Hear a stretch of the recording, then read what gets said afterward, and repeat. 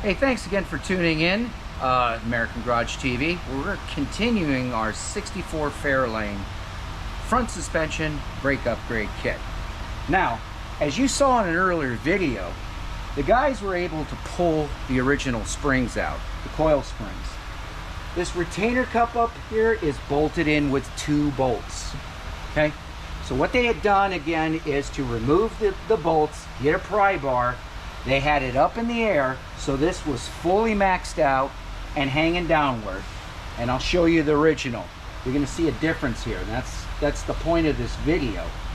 Anyways, that easily came out with all safety in mind, no problem, and there was no resistance, because these things are commonly known as a widowmaker. Now here's the thing. Right around 64, this was probably manufactured sometime around 63, or November of 63. Right about the same time JFK was, well, you know. So follow me around here. Now if you notice, there's not much of a diff on the new upper arm. This one here is dished a lot. Plus that incorporates a bracket, goes in one way. And as I indicated before on another video, we had to make up the space because of the countersink bolts bottoming out, and thus that bracket was loose and moving around. But that's only 3/32 of an inch. This is much more dished. So keep in mind that sucker came out pretty easy. Let me grab this over here. And these springs, back in mid-64 is when the Mustang came out. Now, this copied the design. Same thing with the second generation Mustang 71 to 73, the wider platform. The design was pretty much the same. However, the coil spring on these much larger bodies is 6-inch diameter. So basically what I want to talk to you about is spring coil geometry. Okay, Mustangs were the predecessors of the Falcons and the Comets, but that's only 5 1/4 diameter. So there are no parts that are going to come up on line specifically when you're looking at, say, Summit or Jegs. It's not going to recognize it.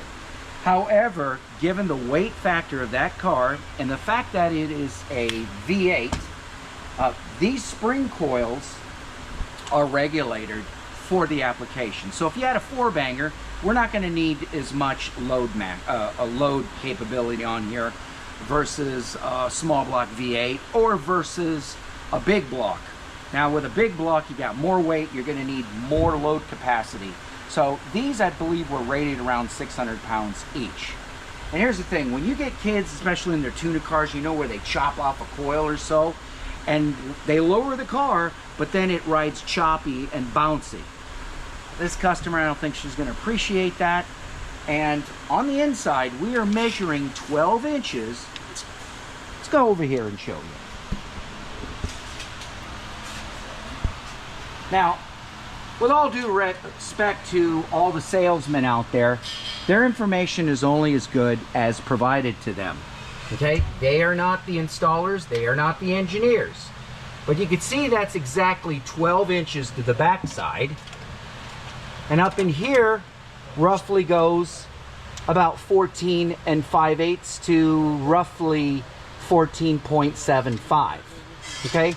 So keep in mind, this is at a drastic angle already. And again, they don't call these widowmakers for nothing. So let's go over here and show you what's happening. It ain't going in. That's what's happening. So this is our spring tool, okay? I have another one. You're probably familiar. It's the one that goes in the center. They are not the cups. They are the one with the 2 legs, one longer than the other, because you could see how the coil, as it's climbing and escalating, you'll put on the lower side, the lower hook, and the longer one up here to keep it centered. However, as we squeeze this down, okay, which made it easier and didn't and warrant us the threads from becoming gold, and also you want to grease these too. I was able to put these in because it got to a point where I had to squeeze these, and these actually stopped and locked out. Then the legs got so long and in our way. I had this down to about 14 1/2 inches, And I'm telling you, that one other tool popped, and this only had maybe within about 3/8 of an inch of space, and that sucker just impacted, just exploded. It let loose, it flung out, and then as this thing was released, all that impact came up here and actually left us a spark. So again, Widowmaker, they don't call it that for nothing. So anyways, this is our way of, say, cheating, getting this down. But if you understand that there's 12 inches to the back, this thing's going to have to be stretched down to roughly 12 inches to get that in. We're not going to pry this in. Keep in mind that this is going to be under a strict load. And then you're going to have to, one by one, not one by one, but simultaneously, you know, you're going to stagger back and forth. Loosen a turn, loosen a turn, loosen a turn here, loosen a turn, until you're safely undone. But then this thing is going to be so tight and arced, it could possibly pop out at you. And it has to go in before you're able to put in your shock tower cover. And then also your isolator, that goes in. And that's the only thing. So you can see here, if you look closely, this is just bent over the years.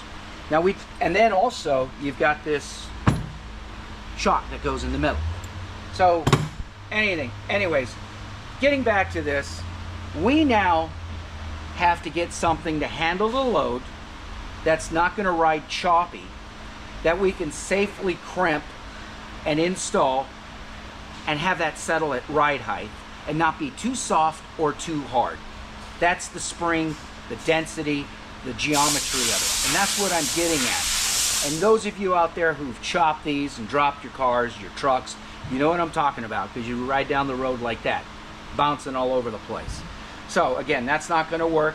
Unfortunately, now that we are stuck in this dilemma, we actually have to find a custom manufacturer. We found one online, but once they make them, they only have two designs.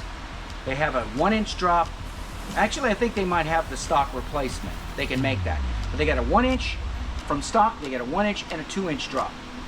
Now I'm guesstimating the 2-inch drop, it's coming out at 6 by 17.5. Again, this is 6 by 18.5. So, is that 2 inches going to be good enough? We don't know. Am I going to be able to crimp this and safely install that without killing anybody? We don't know. It's unknown territory. And if the thing's riding too high or it's too hard, then there are no returns, bottom line. So hopefully that gives you understanding of our world and what you could be looking at, and the dilemma that we sometimes face here at the shop. Again, thanks for tuning in. We'll see you on the next video.